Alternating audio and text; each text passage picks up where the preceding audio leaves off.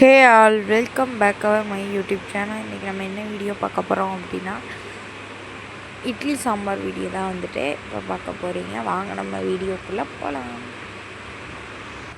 நம்ம சேனலில் யாராவது புதுசாக பார்த்துட்ருக்கீங்க அப்படின்னா நம்ம சேனல் லைக் பண்ணி, ஷேர் பண்ணி, கமெண்ட் பண்ணி, சப்ஸ்கிரைப் பண்ணி வச்சுக்கோங்க. அப்படின்னா தான் நான் போடுற வீடியோஸ் உங்களுக்கு நோட்டிஃபிகேஷனில் வரும்.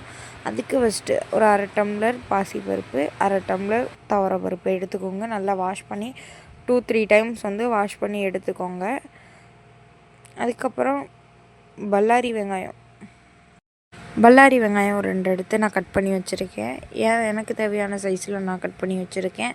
அதுக்கப்புறம் 3 தக்காளி, ஒரு 5-6 பச்சை மிளகா கட் பண்ணி எடுத்து வச்சுக்கிட்டேன்.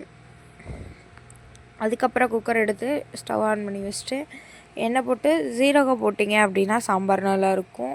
கடுகு, வெந்தயம் 3 போட்டு விட்டுருங்க. கருவேப்பிலை இருந்தால் கருவேப்பிலையை போட்டு விட்ருங்க.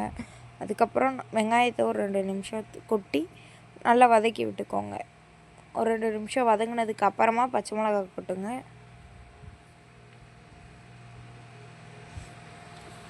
பச்சை மிளகா போட்டு 2 நிமிஷத்துக்கு ரெண்டையுமே நல்லா வதக்கி விடுங்க.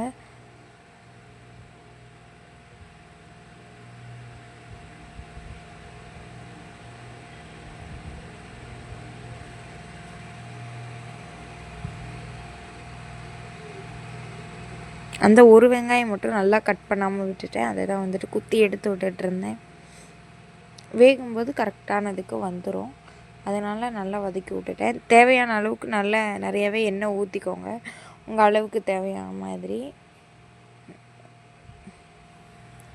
இந்த 2 நிமிஷம் வதங்கிருச்சு. இப்போ தக்காளி எடுத்து கொட்டிக்கலாம். கொட்டி ரெண்டையுமே நல்லா வதக்கி விட்டுருங்க. அந்த தக்காளி இருக்க சாறு இருக்கு இல்லையா, அதுவும் சேர்ந்து நல்லா மிக்ஸ் ஆகுற மாதிரி வதக்கி விட்டுக்கோங்க. ஃபோனில் ஆவி அடிக்குது அப்படின்றனால வீடியோ வந்து இந்த மாதிரி தெரியுது.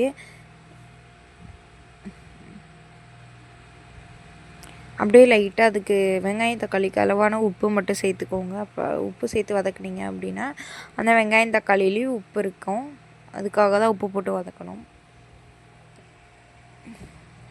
அதுக்கப்புறம் நான் உருளைக்கிழங்கு தான் எடுத்திருக்கேன், வேறு எந்த காய் எடுத்துக்கல.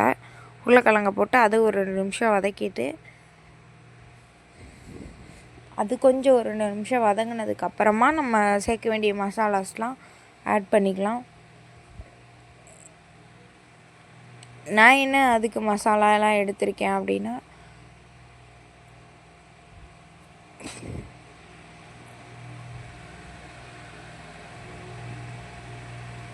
அந்த கிண்டனை மட்டும் எடுக்காமல் விட்டுட்டேன். 1 ஸ்பூன் மஞ்சள் தூள் குட்டி ஸ்பூனில் தான் எடுத்திருக்கேன். இன்னொன்று வந்து பார்த்திங்க அப்படின்னா 1 டீஸ்பூன் தனி மிளகாய் தூள் எடுத்துக்கோங்க. தேவைன்னா போடுங்க, இல்லைன்னா வேணாம். நாங்கள் காரம் அதிகமாக சாப்பிடுவோம் அப்படின்றதுனால சாம்பார் தூள் ஒரு 2 ஸ்பூன் எடுத்திருக்கேன். ரெண்டையும் கேட்டு நல்லா மிக்ஸ் பண்ணி விட்டுக்கோங்க.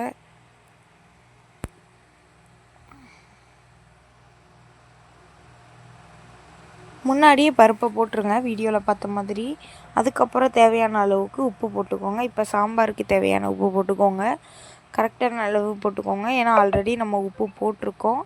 அப்படியே கொஞ்சமாக நல்லெண்ணெய் ஊற்றிட்டிங்க அப்படின்னா கொஞ்சம் பருப்பு சீக்கிரமாகவே வெந்துடும், கொஞ்சம் நல்லா டேஸ்ட்டாகவும் இருக்கும். அப்படின்றனால அதை லைட்டாக ஒரு கிண்டி விட்டுட்டிங்க அப்படின்னா இதாயிரும். அதுக்கப்புறம் குக்கரை விசில் விட்டுட்டு ஒரு 2 விசில் வந்ததுக்கப்புறமா இறக்குனதுக்கப்புறம் இந்த மாதிரி தான் இருந்துச்சு. நமக்கு தேவையான இட்லி சாம்பார் ரெடி ஆயிடுச்சு. இந்த மாதிரி செஞ்சு ட்ரை பண்ணி பாருங்கள். நல்லா இருந்துச்சு அப்படின்னா மறக்காமல் கமெண்ட்டில் போட்டு விடுங்க. ஆவி அடிச்சிடுச்சு, அதனால தான் வந்து பார்த்திங்க அப்படின்னா வீடியோ இந்த மாதிரி தெரியுது.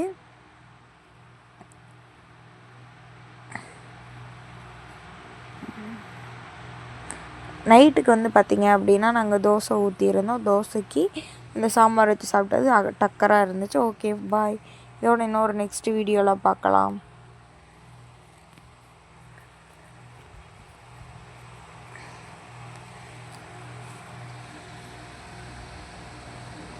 நம்ம சேனலுக்கு யாராவது புதுசாக வந்திருந்தீங்க அப்படின்னா நம்ம சேனலை சப்ஸ்கிரைப் பண்ணி வச்சுக்கோங்க. அப்படின்னா தான் நம்ம போடுற வீடியோஸ் உங்களுக்கு நோட்டிஃபிகேஷனில் வரும். டாடா, பாய்.